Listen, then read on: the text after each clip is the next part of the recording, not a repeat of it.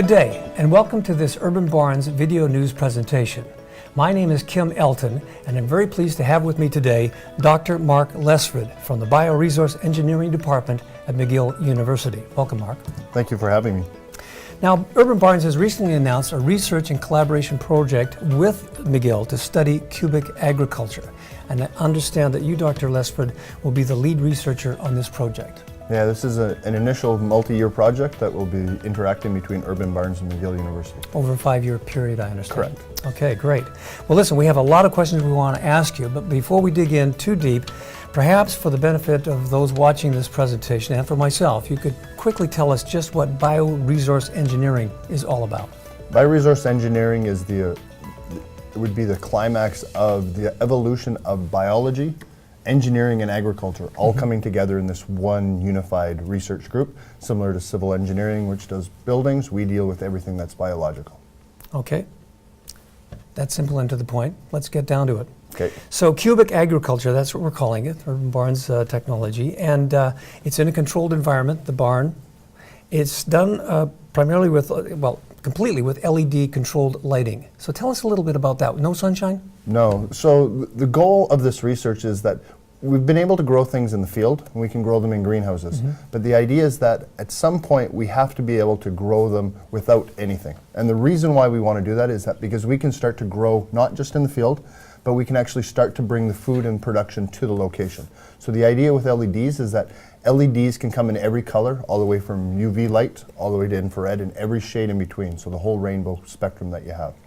We can then start to provide exactly the wavelengths that we want to the plants to allow them to maximize production. So sunlight has all of these different parts of the spectrum, but you can be very specific with your LED lighting as to what you're... Correct. So the full spectrum is everything that we can consider electromagnetic radiation. And so our idea is that when we grow a plant, when we look at the plant, it is green. And that's because most of the green light is reflected off. And so what we're after the blue light and the red light, and those are the two wavelengths that plants like best.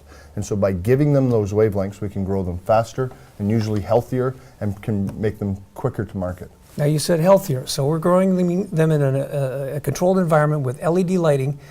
The nutritional value, how is that affected?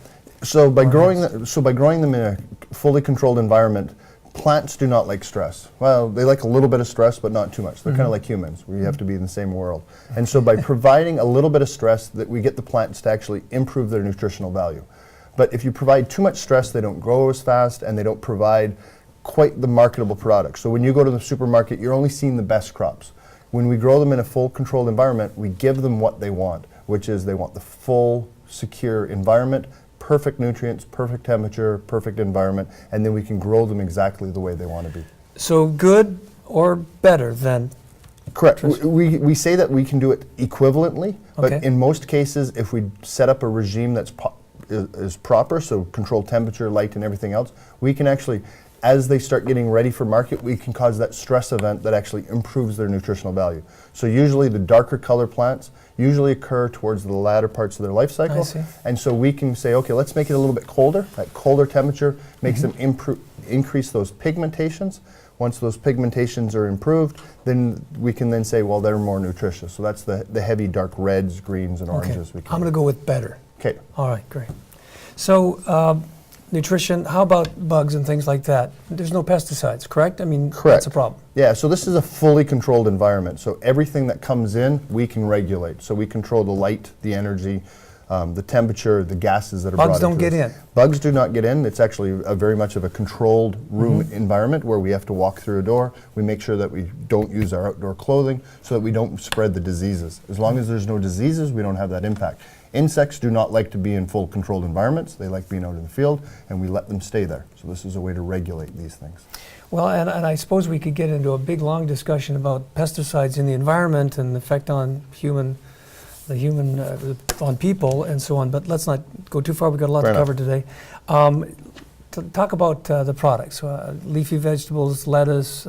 So with a fully controlled environment, we can technically grow everything. Work has been done with NASA and with other groups looking at everything all the way from the small leafy green crops such as your oregano and your basil and such, all the way up into the full size crops such as corn, wheat, barley, crops like that. We focus at what we consider to be horticultural-based crops. So these are your lettuces, your spinach, your kales, your tomatoes, cucumbers. The things that you would find in the grocery store. Correct. Those are the high market value crops Right. that people consume continuously. You don't expect to go to the grocery store and find full wheat kernels. So we don't grow those. We grow the ones that you expect to find at your store and your fresh produce store. Okay, great. So, and I guess it would be market driven in many cases. Correct. So some areas Different like to eat a lot of tomatoes. Some people like to eat a lot of cucumbers, and it is very much depending on what your cultural background is what you grow. So the Italians like a lot of basil. We can grow a lot of basil for them. I see. If you're big into baby spinach, that's an easy crop to grow also. So there's a lot of crops that in the flexibility, and quite often, if you choose what the crop is that they want, initially there's always an apprehension for it, but if it is what they consider to be normal within their diet, it's usually easy acceptance. Okay. Now, what I've read about the research as well is that you're hoping to actually speed up the growth of these plants. And I guess my concern would be, okay, is it really clever to fool Mother Nature and try to make something grow faster than it ought to? And what are the ramifications of that? And how do you do it? Okay, so when we grow something out in the field, it's very uncontrolled. We can end up on a day where we could have -1 or 2 degrees Celsius, and that will stop the plant from growing. They just don't like it. Spinach and stuff just cease to grow. They don't die, but as soon as it warms back up again, they'll grow faster. If you have some crops such as tomato and cucumber and you get that cold, they die. So we're trying to make sure that they never reach those extreme stress conditions, the really low temperatures or the really high temperatures, the really low light. So when it's dark out, obviously the plants can't grow, but then as we provide more and more light, we can get them to grow to a maximum. And then there's a certain point that if we provide too much light, that's also harmful. So we don't want to hit those extremes. And since we don't hit those extremes, we can take a crop that would normally grow in 60 days, we can make it 30 days. All right. But just because you're controlling the environment, everything's Correct. going on. Makes sense. There's no cloudy days. Exactly. All right, very good. So resources, what do you use in terms of electrical? Now, I can understand that LED lighting we know is very low voltage and probably doesn't use a lot of energy. What about water and other resources that you need to produce this, this food? So the 3 main resources that we require is ultimately we need an air, we need a water, and we need an energy source. And that energy source is used both for heat and for light. And so then by using those things, we can then regulate that energy. The other ones, such as water, we can recycle that. So as the plants transpire, they produce more water, we can recycle that back into the system. The nutrients we can collect from the different fertilizers, phosphorus, nitrogen, and such that we need to supply the plants to. And so ultimately it comes down to how do we control the energy to control the temperature and the light. So low impact on the resources, and you're recycling most of the water, so very efficient, probably very efficient from a marketing perspective as well, the cost of the produce when it's finally delivered. Correct. And we've covered a lot here, and there's a lot more information, of course, on the website and in the releases and the future information that will be coming out about this. But is there anything that I've missed? Is there something that you... Yeah, the biggest advantage that we have with growing this system is that we can grow it right next to where the consumer is, so right next to the grocery store. There you go.